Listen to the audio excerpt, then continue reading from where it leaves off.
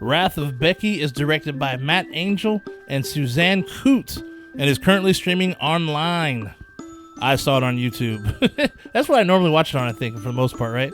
Anyhow, now this is a sequel to the very entertaining Becky flick that came out back in 2020. It was a sort of a horror version of Home Alone, basically, where she had to fight off these skinheads who entered her home, and they actually killed her dad. Very brutal flick, dude, and it was great, dude. But in this one, it's 3 years later, where she's had multiple foster parents, and then finally makes a home in this one place, this lady's place that she kind of feels comfortable with, basically. Has a job at a diner.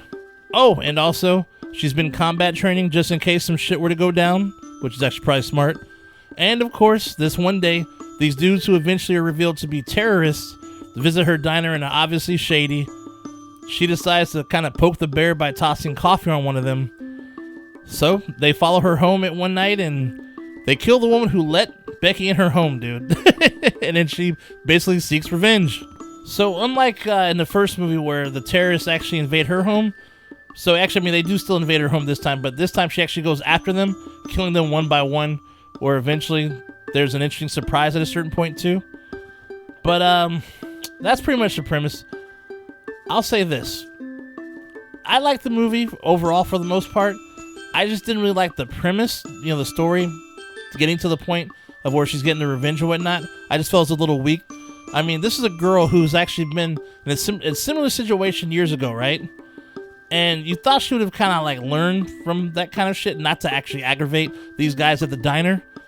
I would have rather these guys that happen to break into the home for another reason, and they just happen to fuck with the wrong girl, who knows how to kick ass, rather than the stupid move they actually did in the movie.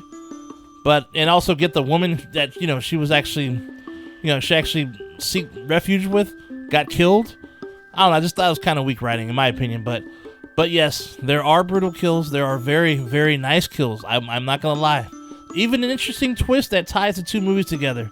And they stuck with using an actor more known for comedy. So like in the first one, the main villain was Kevin James, right? And now in this one, they have Sean William Scott, a.k.a. Stifler from American Pie. But I will say, though, I did enjoy a lot of stuff from the first act, though. I thought they did a good job getting you invested in the relationship between Becky and the old lady that she was living with, because she was finally comfortable and felt like she was at home, because she was literally bouncing from home to home, and she finally found a place, I guess you could say, she later had on, as well as Becky. She started to become more comfortable with her situation, which I thought was cool. But I just thought that whole thing with the lady getting killed and her being her fault and all that stuff was just, I didn't like that. So anyways, so the first one I thought was just good from beginning to end, while this one kind of felt a bit like a retread of the original and just, reached for reasons to make another film. I hate to say that, I'm just being real. I feel they could have done better with the premise than they did. I know I keep bringing it up, but it is what it is. And on that note, though, I'll say, I recommend it, but, like I said, just the rest of the movie is actually pretty good. I'll say that. But it's just, like I said, you kind of already seen the stuff that happens, though. The twist is cool, but overall, though, you watch the first one, you don't really need to watch this one. I'm going to say that. But if you're curious, though, like I said, there's some really good kills, though. So that's for sure. Hey, go for it. But since I am talking about the first one a lot, that's my recommendation for today. Watch the first movie, though, because it is great, dude. I like that one, like I said, from beginning to end. Man, it's a fun ride with some really brutal scenes. I feel they will whet your appetite, figuratively and literally. One last thing I'll say is Lulu Wilson, who plays Becky, performs the role great, man. She's a believable teen who just happens to kick some ass.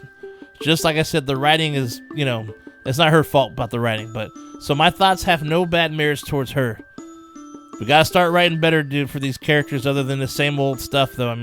It was my fault and, the person died, blah, blah, blah. It's just an old tactic. That's one trope, I guess, if you want to call it that I don't like, or plots I just don't like. But anyhow, though, that's all for today. Stay nasty, my friends, and I will see you at the next one. Shay Nasty out. I'll see you soon. Like and subscribe.